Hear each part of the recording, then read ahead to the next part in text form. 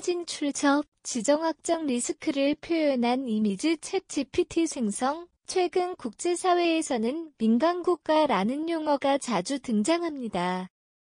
뉴스에서 북한이란 러시아, 중국과 같은 국가들이 경제 제재나 외교적 갈등의 중심에 오를 때 이들이 바로 민간국가로 불리는 경우가 많습니다.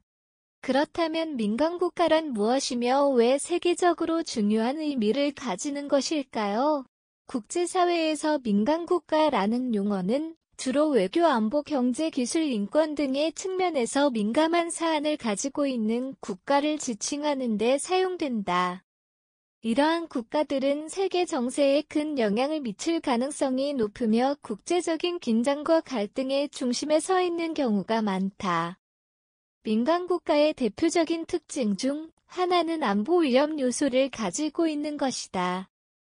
예를 들어 북한과 이란은 핵무기 개발로 인해 국제사회의 우려를 받고 있으며 러시아는 우크라이나 침공을 통해 전 세계적인 안보 위기를 초래했다. 이처럼 군사적 긴장과 분쟁을 유발하는 국가들은 국제사회에서 민간국가로 분류될 가능성이 크다. 또한 경제, 기술적 제한을 받는 국가들도 민간국가로 볼 수 있다. 미국과 유럽연합, EU 등은 국제적 규범을 이유로 특정 국가에 무역 제재를 가하거나 첨단 기술이 수출을 제한하기도 한다. 대표적인 사례로는 중국과 러시아가 있다. 미국은 중국의 반도체 산업을 견제하기 위해 수출 통제를 강화했고, 러시아는 우크라이나 전쟁 이후 서방 국가들의 경제 제재를 받으며 글로벌 경제에서 고립되는 상황을 막고 있다. 그뿐만 아니라 인권 문제로 논란이 되는 국가들 역시 민간국가의 범주에 포함될 수 있다. 일부 국가들은 언론과 표현의 자유를 제한하고 정치적 박해나 인권 탄압을 자행하면서 국제사회로부터 비판을 받고 있다. 대표적인 예로는 미얀마와 북한이 있다.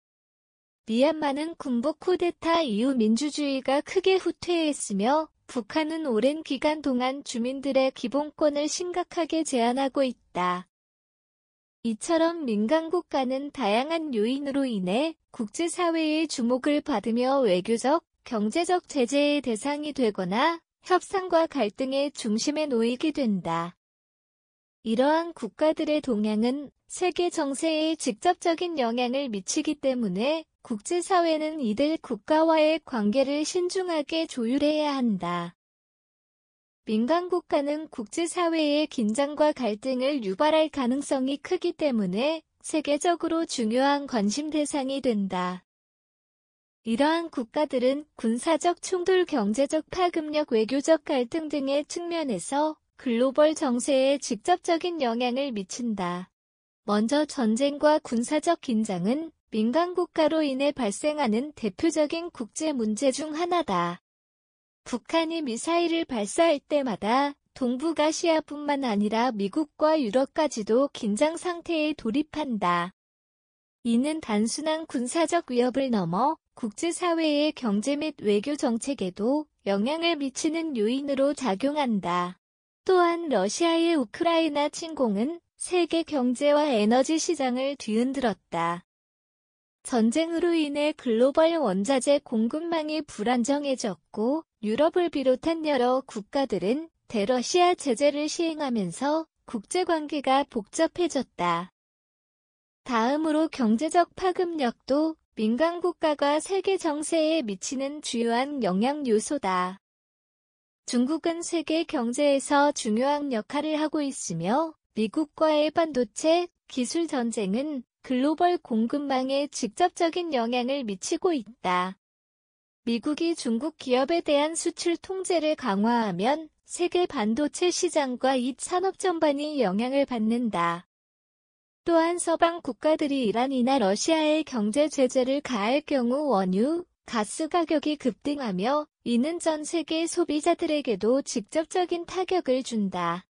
특히 유럽은 러시아산 천연가스의 존도가 높아 제재 조치 이후 에너지 가격 폭등을 경험했다.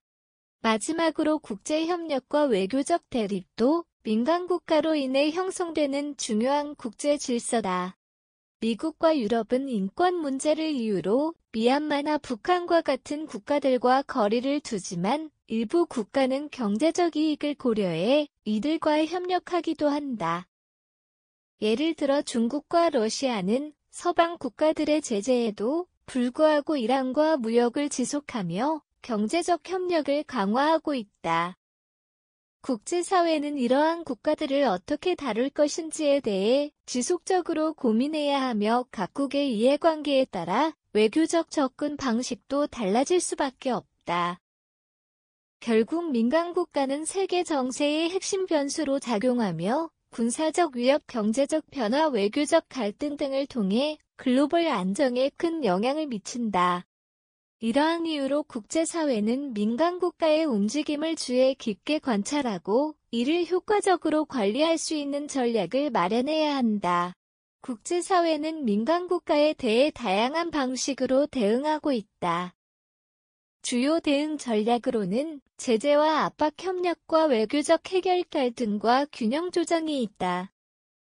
각국의 이해관계에 따라 대응 방식이 다르지만 궁극적으로는 세계 정세의 안정을 유지하고 갈등을 조정하는 것이 목표다. 먼저 제재와 압박은 국제사회가 민간 국가를 견제하는 대표적인 방법이다. 미국과 유럽연합, EU는 북한, 이란, 러시아 등에 대해 무역 및 금융 제재를 가하고 있다. 북한은 핵 개발과 미사일 발사로 인해 국제사회로부터 강한 경제적 압박을 받고 있으며 러시아는 우크라이나 침공 이후 서방 국가들의 강력한 제재를 받아 글로벌 경제에서 점차 고립되고 있다. 또한 기술 제한도 중요한 제재 방식 중 하나다. 미국은 중국의 반도체 및 AI 기술 개발을 견제하기 위해 수출 규제를 강화했으며 이에 따라 중국은 첨단 기술 확보에 어려움을 겪고 있다. 하지만 국제사회가 모든 문제를 제재와 압박만으로 해결하려는 것은 아니다. 협력과 외교적 해결을 통해 민간 국가와의 관계를 조정하려는 시도도 이루어지고 있다. 대표적인 사례가 이란 핵 협상이다. 이란의 핵무기 개발을 막기 위해 서방 국가들은 외교적 협상을 진행하며 타협점을 찾으려 노력하고 있다. 또한 미국과 중국은 무역 갈등으로 긴장 관계를 유지하면서도 기후변화 대응과 같은 글로벌 이슈에서는 협력하는 모습을 보이고 있다. 이런 사례들은 민간 국가와의 갈등을 완화하고 국제적 공조를 유지하려는 노력이 계속되고 있음을 보여준다. 마지막으로 갈등과 균형 조정도 중요한 대응 방식이다.